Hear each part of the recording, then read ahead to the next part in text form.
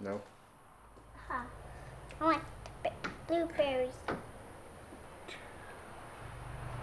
Daddy, I'm gonna go get those. You want blueberries? Mm-hmm. Right there.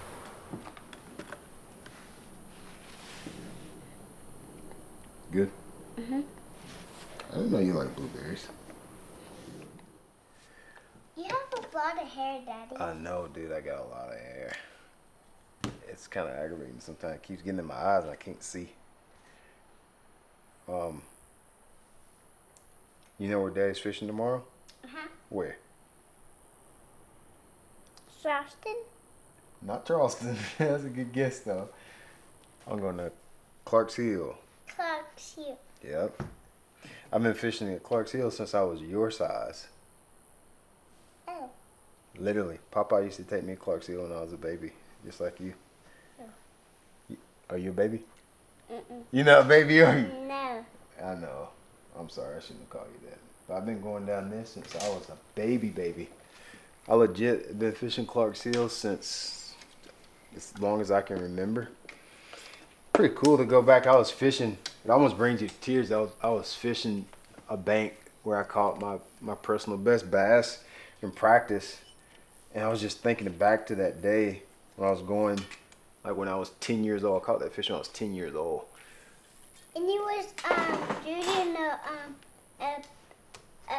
not a big rod. I was using a pretty big rod. I was using like a 6-foot rod, which was a big one for that time. Like this one? Not this long. It wasn't this long. It was a little pistol grip rod I was using. I was fishing with Papa in Wills Creek. And let me show you the crankbait I was using. I actually still have a crankbait just like it. Let me show you. It was an old shad wrap. And I caught, you know that fish that I got in the house? Let me show you. I caught it on this crankbait right here.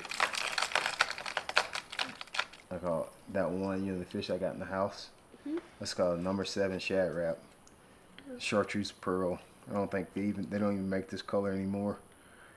But that's what I caught the fish on when I was 10 years old. I caught an 8-pounder in a tournament fishing with my dad. Where you use this one?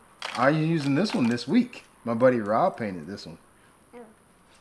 We gotta come up with a name for that one. Maybe the name is blueberry or It's not blueberry, because blueberries are blue and that's red. um So you got that part. it's blackberry. No, talking about this one, the red one. Yeah. No, it wouldn't be blackberry because it's red. Oh God. I'm not. It definitely would be blackberry as a red one, so we got that figured out. Out Brooks, no, buddy. Mommy, get me. Daddy, get me.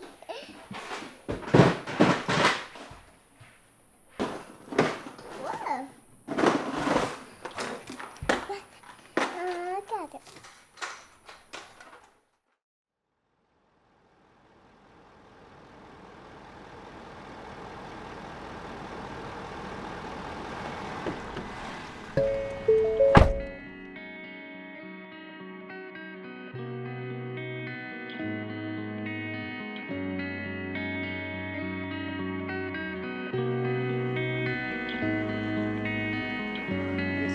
Make sure you check in. If it's 1 through 50, you will go ahead and be prepared for takeoff. Be ready. Life jacket on, buckled up, zipped up. This morning, make sure you're zipped up and buckled up. Good luck, everyone.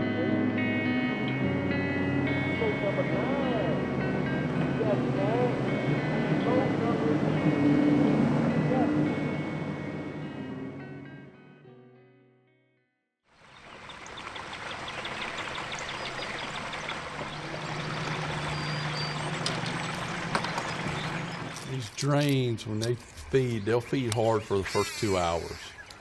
And here's Brian Latimer. One of the lakes on which he learned how to fish growing up.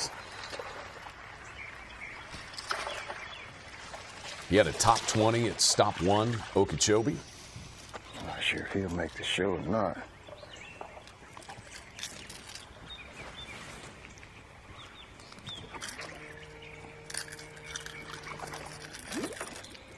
There you go. Yeah, just fishing a little bit of bait push up around this pipe. You can see him. You can see him pushing the bait up.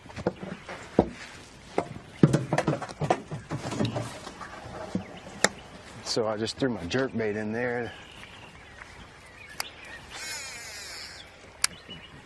while they're actively feeding. It's always good to try a little place like this early in the morning if you can. Sometimes you can pull up on it and get rich, like really fast. And you get 3 or 4 bites quickly, you can settle down and just mentally fish so much better than if you 11 o'clock you got setting on 1 or 2 or none. You see, it's still over there pushing bait. They don't look like big fish, but they are over there pushing bait.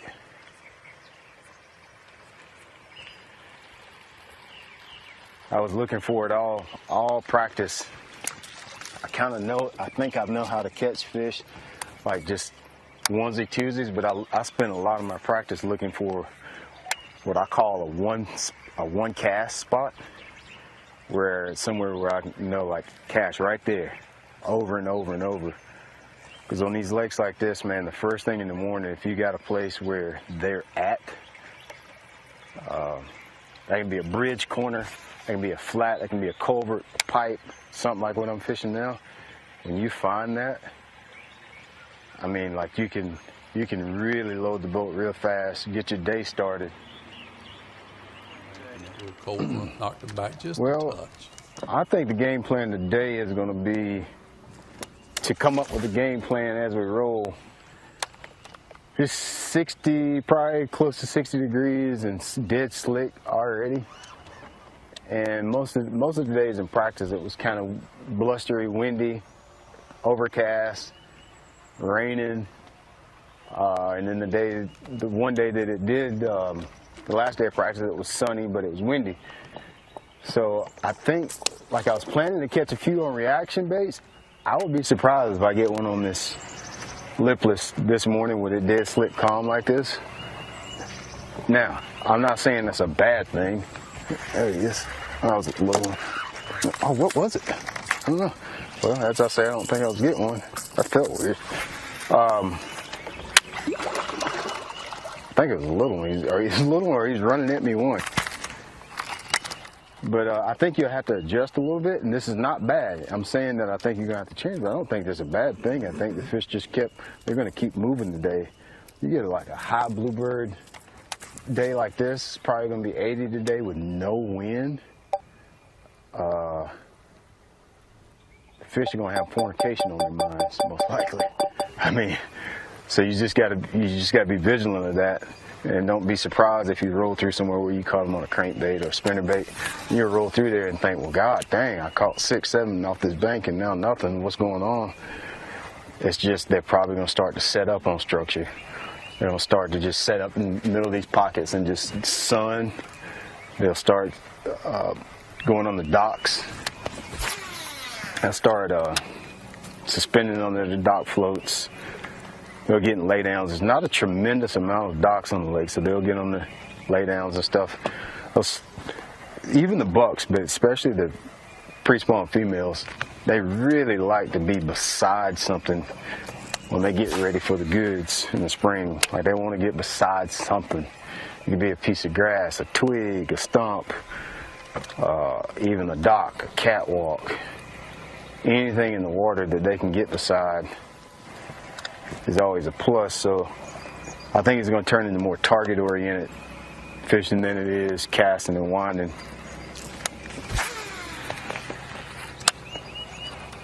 See, it is mirror slick out here, but this, I don't think it's a bad thing. Like I said, I think it's a good thing. You just got to make sure that you fall into the groove of what's going on. I don't know what I had on just a minute ago. That was the weirdest bite. It's like coming at me, and then he turned and went another way.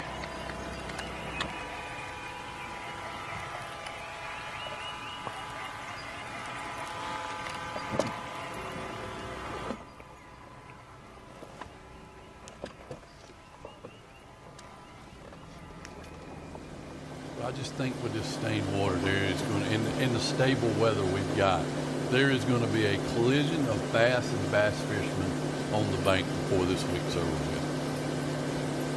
So 2 of the last 5 events that it's taken, and those are BFLs, one day, it's taken above 20 pounds to win. Do you think it's conceivable somebody catches 20 all 3 days this week and you need 60 to win by the end of it? No. If it can this lake do that? Yes. Is it common? No. Normally what you'll see is somebody have that 20 to 23 pound bag, and then they'll follow it up with a steady 15 to 17 the next couple of days, and that'll be your winner. And in that 20 pound bag, someone had a 7.5 and a 6, and they roll down to the back.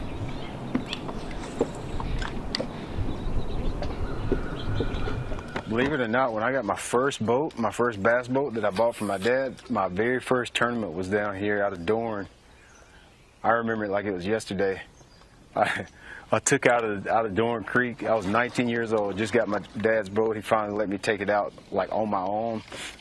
And took out of Dorn. I remember asking the guys in the club, I was like, which way's the dam? They were like, this way. And then I went the other way and came up this way. But I've spent a bunch of time here over the years, fished a bunch of BFLs, fished, like I said, the club events, all that kind of stuff. So I even caught, when I was like 10 years old, there's a little video I posted on Instagram last night.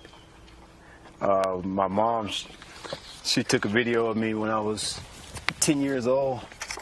I caught my personal best down here. On a shad wrap in the back of Wells Creek. And we were fishing a tournament that day too. So it's, a lot of really, really fond memories here on Clarks Hill.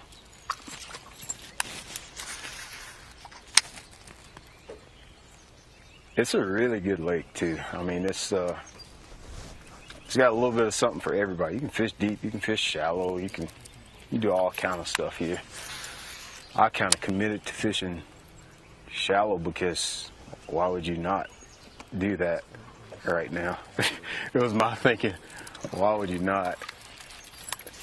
It always, at the end of this, we might think differently, but just everything that I saw, it made sense to do exactly what I'm doing. And it's what I'm most familiar with too. Like, this is what I feel like I do better than anybody. I don't even know if many people know it, but one of the very first early Bassmaster Classic, I don't think it was the first one. I can't remember who won. I think it was it Rayo Breckenridge or it was Bobby Murray won one of the very first classics they had when they used to go up in the plain, and they tell them where they were going to was right here on on Clarks Hill. So it does have some tournament history. I know a lot of guys hadn't heard about it until we came here, but it has some big tournament history here.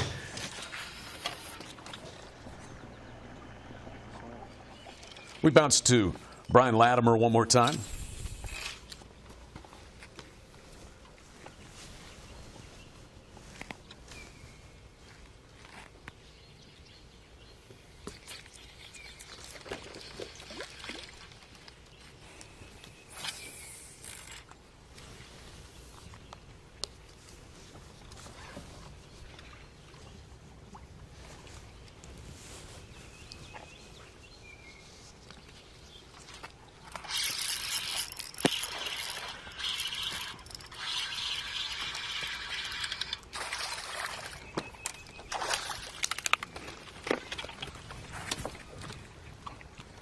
Let me show you something. They're still doing the same stuff. Let me show you something. You see his red eyes? I don't know what it is about largemouth, but you see red eyes? They're getting ready to spawn or spawning. You can't see them because the water's so stained, but that's always a sign that there's some fertilization going on. They still are doing the thing. I told the camera guy when we come here, I said, if we leave here without a keeper, then it's going to be a really bad day, which, I mean, I know that ain't a lot, but I've got most of my bites was flipping around my little SMH worm like that. And I didn't want to have to do that until I had, some fish in the boat a little later on in the afternoon. But I knew as calm as it was, those fish are going to be setting up on stuff. Like they're setting up. They're not really out chasing. You get to a point during the pre-spawn where they're no longer out feeding, chasing, at least where I'm at. That might not be a lake-wide thing, but just at least where I'm fishing at in this area, this little region, zone of the lake, they're not really chasing anymore, so you have to kind of fish isolated targets like that to get bit. I may have to pull out the old floating worm. I hadn't fished a floating worm in probably 4 or 5 years. It's a perfect time for old floating worm right now, especially because they'll be spawning. The water's so stained you can't see them. So all these little do-nothing banks where it looks like there's nothing on the bank at all, you take that floating worm, you just go down through here. That was the original stick bait. That was the original Cinco. It's a stick bait, floating worm before we had a sinking stick bait.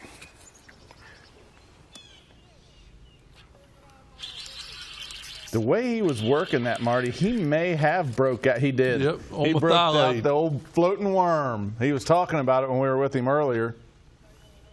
Yeah, like it was a brim. I actually didn't even think I was going to catch that fish. He was out in the middle of the creek. It's 4 McNuggets. 4-piece McNugget with fries, Dr. Pepper to drink, no sauce because they're too small. There you have his order from McDonald's. For them to be like 4, 5, 6, 7, 8 pounders just out in the middle of these pockets like that, and it might be by the time all this is over with. Because things get really serious really fast. I don't even know where they come from. You know what's weird? We talk about how fish set up sometimes, how they secondary points. Females are sitting right outside of where the bucks are. Dude, and sometimes I don't even know if it works like that. I feel like I feel like we fantasize about it sometimes. I don't even know if they do that. It's just sometimes they're just there when they're there, and sometimes they're just not. Preach it, my friend. Preach it. Not where they just come. Especially when it gets hot like this. Is teaching us that too. They just come. They're not there, and then they're there. I sure would like to have a they there moment. Put me in an order for about 3 of them.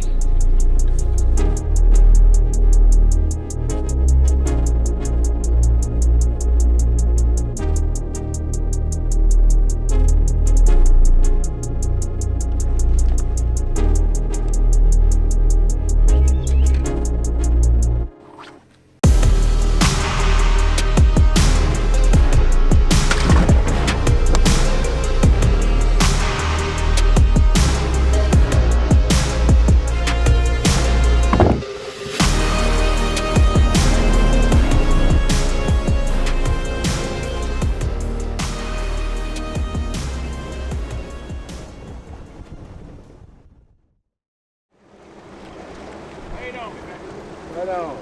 Thank you. Sir. Dang. Dang.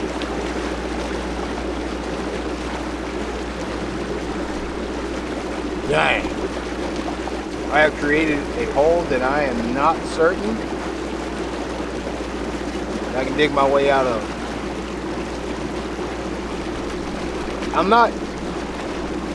I've had days like this before, but I've always known, bro, you should have just went this way instead of that way.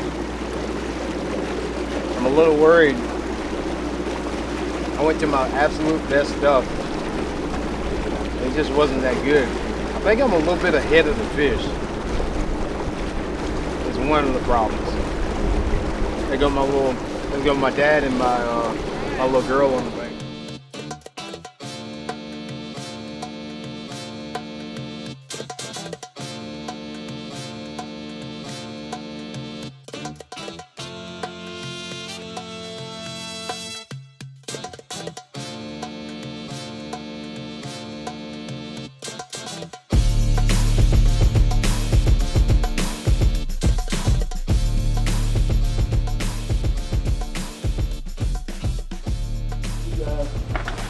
Thank you, Big Brian Latimer. B-Lad, come on up here, young man.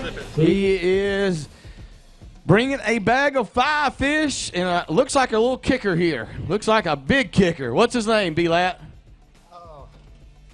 That's my middle son. His name's Brooks. What's up, Brooks? Give me 5, dude. Good to see you, man. Glad you're here. Let's see what your daddy's got. Hey, Brooks, come here. Look here, man. That says 8 pounds and 1 ounce. We're going to push that. Look here. Watch this. Boom. Give that to your daddy. 8 pounds and 1 ounce, Brian. Go ahead, sir. He gave it right back to me. He's like, I don't want that 8 pounds, man. Well, he's wanting more weight. He said, that ain't enough for me, Daddy. Me too, man. Trust me. I just God dang, you don't get to fish, events like this on your home water, so it was a little disappointing to catch 8 pounds, but it's a multi-day event, so I just got to try to fix it tomorrow. Go get them tomorrow. Thank you, sir. Brooks, see you, buddy. Bye. Give me a bump there. Boom. All right, here we go with Hunter Mills from 18 pounds and 9 ounces, Hunter. Okay, cool. Thanks, man. The hardest part is you don't get to fish on your home lake a lot of times, or hardly a couple times a career, at least where I live. So you want to make good of it, and I just didn't make good of it today. It's still possible to make the cut. We were just talking about that. Only thing is I have at least sampled everything that I want to that I think would work right now, and I ain't saying nothing that I like. But guys are catching fish. There's nothing wrong. People are like, yeah, it's tough out here. It's not tough. It is not tough. Ain't nothing wrong with the weather. Ain't nothing wrong with the water. Ain't nothing wrong with the president. Ain't nothing wrong. Well, it might be a little bit wrong. Ain't nothing wrong with nothing. Ain't nothing wrong with nothing. I just ain't got in the groove. A lot of times you get one bite. I've seen this several times. Remember Pickwick? One bite changed the whole day. I have not got that one bite that made the light bulb go off, and to kind of start how to duplicate stuff. So I gotta figure out how to make that happen tomorrow. I hope that moment finds me tomorrow.